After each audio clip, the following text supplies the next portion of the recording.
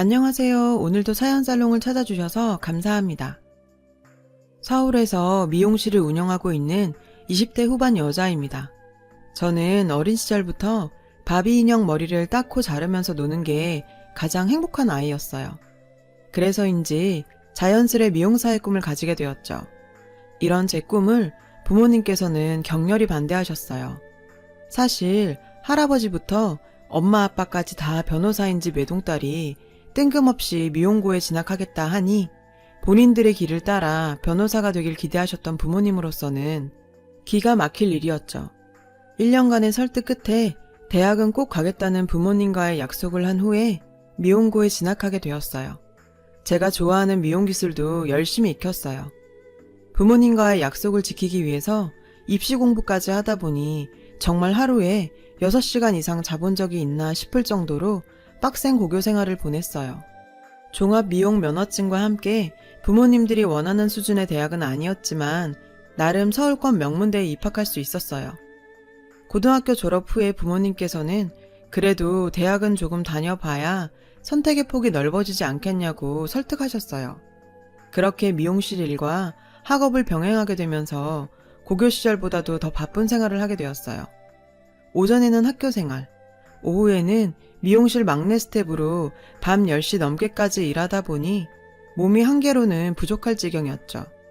이런 의미 없는 이중생활에 지친 저는 부모님께 학교 자퇴서를 내밀었습니다.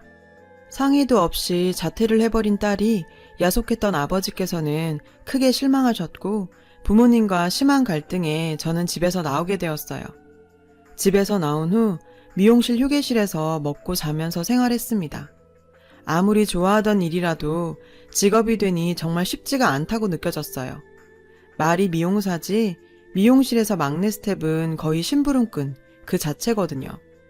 업무 시간에 가위를 들기는커녕 머리카락 쓸고 닦고 손님들 샴푸하는 게 고작이었지만 어떻게든 어깨너머라도 배우기 위해 노력했고 운 좋게도 좋은 동료들 덕분에 미용사로서 빠르게 성장할 수 있었어요.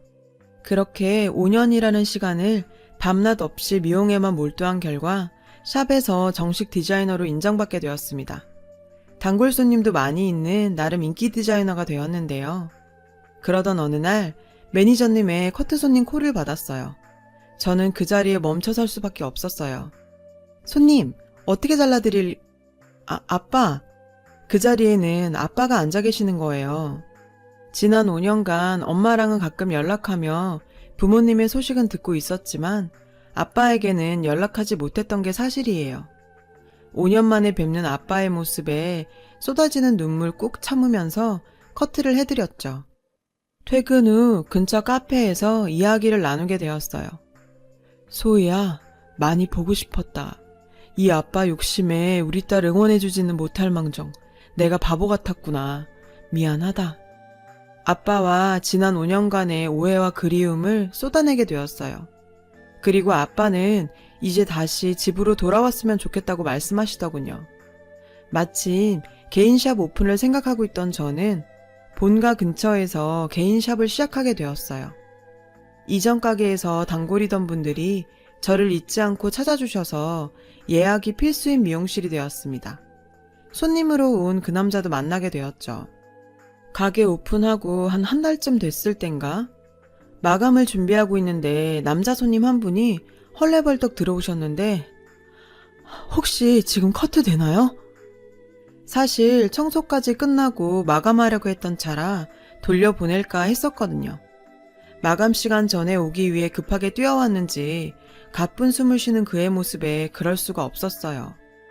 그의 머리를 자르며 이야기를 들어보니 당장 내일 아침에 클라이언트 미팅이 있었는데 머리가 너무 지저분해서 퇴근하자마자 달려왔다고 설명했어요. 커트를 마쳐서 다행이라며 다음에도 꼭 또 오겠다고요. 그때까지만 해도 저는 그저 단골 손님 하나 더 생겼다는 생각을 할 뿐이었죠. 그는 그 후로 3주마다 머리를 자르러 와서 이런저런 시시콜콜한 이야기까지 나누게 되다 보니 연애 상담까지 할 정도로 친해지게 되었어요. 저보다 3살 많은 그는 국내 굴지의 대기업을 다니고 있었어요. 여자친구를 안 사귄 지 3년이나 됐다면서 올 때마다 외롭다는 타령에 친한 언니를 소개시켜줬어요. 그리고 얼마 지나지 않아서 그 남자와 소개팅했던 언니에게 전화가 왔어요. 소희야, 그 남자 뭐니? 소개팅 나와서 네 얘기만 1시간 하다 갔어. 나 참, 걔 너한테 관심 있는 거 아니니?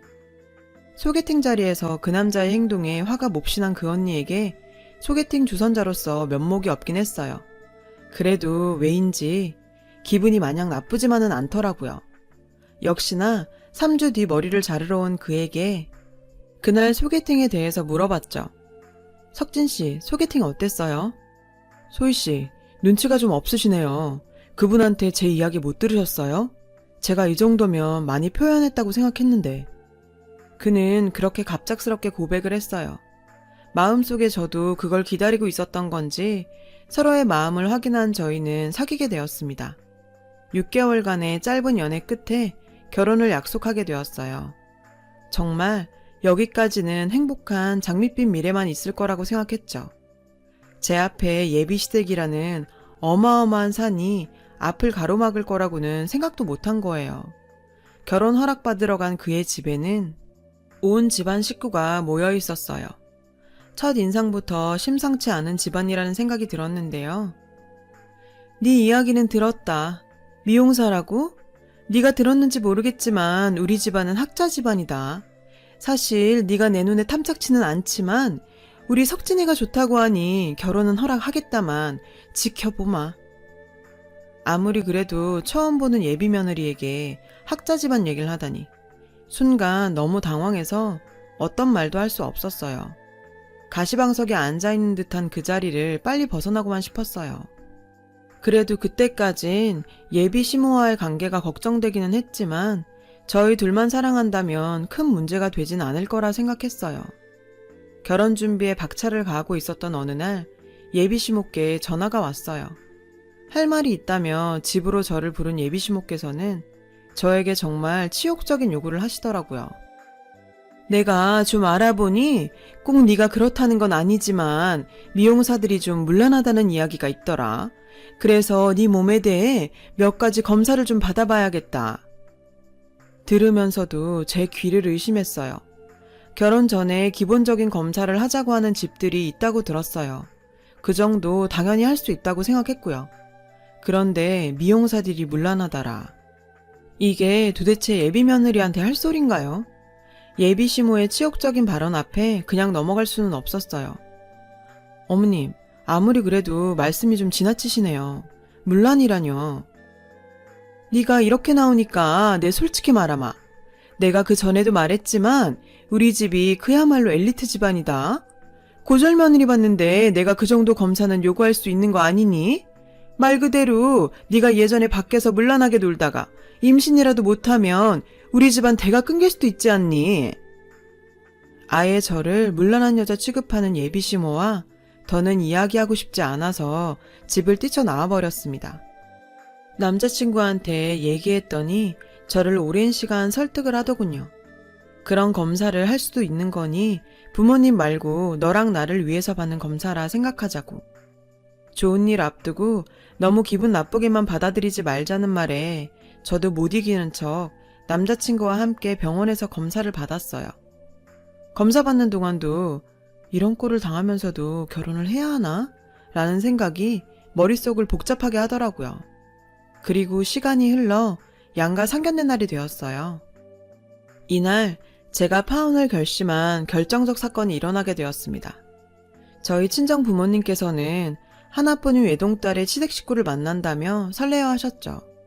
하지만 그런 기대는 상견례 시작 10분 만에 무참히 산산조각 나고 말았습니다. 상견례 날까지도 차가운 눈빛을 한 예비시모께서는 저희 부모님 앞으로 몇 장의 A4 용지를 내밀면서 말씀하셨어요. 사돈, 여기 예단 목록입니다. 저희가 욕심 안 내고 딱 적정한 수준으로 적었으니 이 정도는 맞춰서 보내시면 될 것 같네요. 예단 목록을 보시던 친정 부모님의 표정이 점점 굳어가기 시작했어요.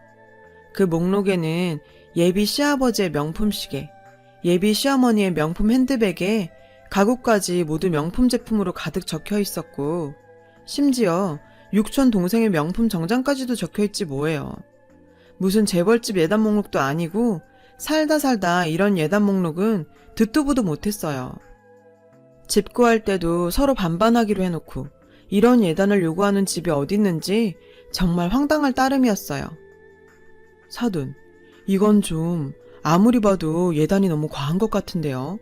저희가 사돈 명품 시계랑 가방이랑 박사방 시계까지는 준비하겠는데 6천까지 예단을 챙기는 건 저희에게 꾸민비 겨우 100 주시고는 말도 안 되는 황당한 예단 요구에 친정 아버지께서도 한마디 하신 거였거든요. 이에 예비시모께서는 어처구니 없다는 듯 말씀하셨어요. 사돈어른, 이게 과하다니요? 요즘은 이 정도는 기본입니다, 기본. 제가 이런 말까지는 안 하려고 했는데 원래 아쉬운 집안에서 좀 더 해오는 게 상도 아닌가요?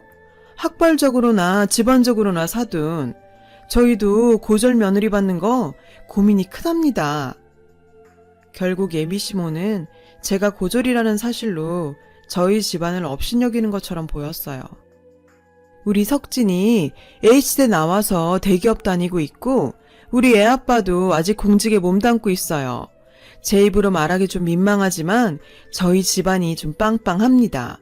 사돈 내외가 무슨 일을 하시는지는 모르겠지만 그 정도 예단해 주시고 저희랑 사돈 맺으면 어디 가서 믿지는 장사했다는 소리 안 들으실 겁니다. 꼴 같자는 자랑을 이어가던 예비시모는 이윽고 선을 넘어버렸어요. 사돈, 내가 솔직히 말해볼게요. 소위 말이 좋아 미용사지. 그게 뭐 직업이나 됩니까? 고졸의 미용사에 저희가 결혼 허락한 것만 해도 감사해야 돼요. 예단 가지고 왈가왈부할 게 아니라요. 친정 부모님의 얼굴은 금방이라도 터질 것처럼 울그락불그락 했고 내 결혼 따위 때문에 이런 여자 앞에서 내 부모들이 굴욕당하는 걸 더 이상 볼 수 없었어요. 꼴값 떠시네 정말. 제 한마디에 상견례장은 숨소리 하나하나 들릴 정도로 조용해졌고 지 부모의 꼴 같지 않은 꼴을 지켜만 보던 남자친구가 저를 막아서며 말했는데요. 소희야, 너 뭐라는 거야? 꼴값이라니. 야, 넌 입 닥쳐. 네 부모가 하는 꼴 안 보이니? 너희 집안이 뭔데? 도대체 뭐가 얼마나 잘났길래 유세를 떨어? 네가 대기업 다니는 거? 네 아빠가 공직에 있는 거? 그냥 듣고 있으니까 진짜 꼴 같잖아서. 너희가 집안 타령하고 조건 따지고 하니까 내가 말해줄게. 거기 아줌마 잘 들어봐.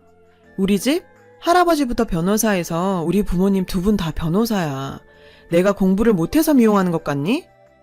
나 졸업은 못했지만 당신 아들보다 좋은 대학교 입학했어. 알아? 그리고 대기업? 지금 내가 버는 돈이 당신 아들 연봉보다 많아. 뭘 알고 떠들어. 제 팩트 폭격에 긴 침묵은 이어졌고 그 정적을 깨는 이는 바로 예비시모였어요. 우리 부모님 직업이 변호사인 걸 알자 태도가 180도 변했는데요. 아, 변호사들이셨구나. 아휴, 몰랐네요. 미리 말씀하시지. 소희야, 우리가 잘 모르고 무례를 범한 것 같구나. 사과하마. 상견례 내내 표독한 표정을 짓고 있던 예비시모는 자존심도 없는지 배고픈 강아지가 달려와 꼬리를 흔드는 듯 했어요. 그 모습에 저희 부모님은 상견례장을 박차고 나가버리셨어요. 소희야, 소희야, 너희 부모님 좀 말려봐라. 내가 이렇게 용서를 빌마. 결혼 준비 다 끝나가는데 이대로 엎을 순 없지 않겠니? 석진아, 너도 빨리 나가서 너희 장인장모 모셔와라. 박석진, 그럴 필요 없어. 나 너랑 결혼 안 할 거니까. 예비시모가 첫 만남부터 저에게 쌀쌀하게 굴던 게 제 직업이 미용사라서 물러날 거다, 못 배웠을 거다 어림짐작했고 그깟 이유로 저를 무시하고 저희 부모님을 무시했다고 생각하니 이대로 가기는 뭔가 아쉬웠어요. 핸드백에서 서류 한 장을 꺼내 탁자 위에 올려놨어요. 혹시 검사 결과 나온 거 봤어요? 당신 그 귀한 집안 대 끊기게 생겼어요. 제 말이 무슨 말인지 이해 못하겠다는 듯 눈만 껌뻑껌뻑 거리고 있었어요. 사실 상견례 3일 전 병원에서 검진 결과 난소에 작은 물혹이 있다며 재검사 한번 받아보라며 연락이 왔고 재검 후에 의사와의 상담에서 남자친구와 함께 받았던 건강검진의 결과를 알게 되었어요. 제 물혹은 다행히 별 문제 없었지만 남자친구는 무정자증으로 임신이 불가능한 상태였어요. 그 사실은 저에게도 충격적인 일이었고, 어떻게 하면 남자친구가 상처받지 않게 이야기해야 하나 고민 중이었는데, 이런 타이밍에 이야기할 거라고는 상상도 못했는데요. 말귀 되게 못 알아들으시네요. 당신 아들 고자라고, 고자. 순간 그 여자의 얼굴은 하얗게 질려가더라고요. 자기 집안은 대가 중요하다면서 저한테 물란하니 뭐니 하고선 산부인과 검사도 받게 하더니 제 아들이 고자라는 소식은 그 여자를 혼절하게 만들기에 충분했죠. 첫 만남부터 직업으로 사람 판단해서 무시하고 조건 따지면서 저희 부모까지 무시하곤 너네가 우리보다 딸리니 듣도 보도 못한 그런 예단을 내놓으라는 인간들에게 조금도 미안함이 들지 않고 오히려 속 시원했어요. 결혼 준비가 거의 끝나가는 상황에서 파혼한 거라 뒷수습이 여간 번거로운 게 아니었지만 그래도 겨우 제 나이 20대 후반에 저런 집안이랑 엮여가지군. 제 의지도 아닌데 평생 애도 못 낳고 살 뻔했다고 생각하니 정말 다행이다 싶었습니다. 그 집안 인간들은 자기들이 저한테 했던 짓은 생각 못하는지 아직도 미련 못 버리고 용서 빌겠다며 샵으로 찾아왔었는데 아버지께서 한 번만 더 찾아오면 고소하겠다고 으름장을 놨더니 꽁지 빠지듯 내빼더군요. 다들 하는 경험은 아니었지만 20대 후반에 뭔가 인생 공부 제대로 했다 싶습니다. 결혼이란 문제가 그리 간단치만은 않아 서로 이런 일 저런 일 다 겪게 되는 것 같은데요. 끝이 좋지 않았지만 남친의 부모님도 아들을 고이고이 키우셨겠죠. 마냥 어릴 땐 몰랐어요. 부모님의 기대가 부담스럽기만 했었거든요. 저를 이렇게 이해하고 키워주신 부모님들이 더 대단해 보이고 존경스럽네요. 저도 저희 부모님 같은 부모가 되어 잘 살고 싶습니다. 세상의 모든 부모님들 감사합니다. 여러분, 사연 댓글에 응원과 현명한 조언 부탁드려요. 좋아요와 구독은 저에게 큰 힘이 됩니다. 오늘도 좋은 일 가득하세요.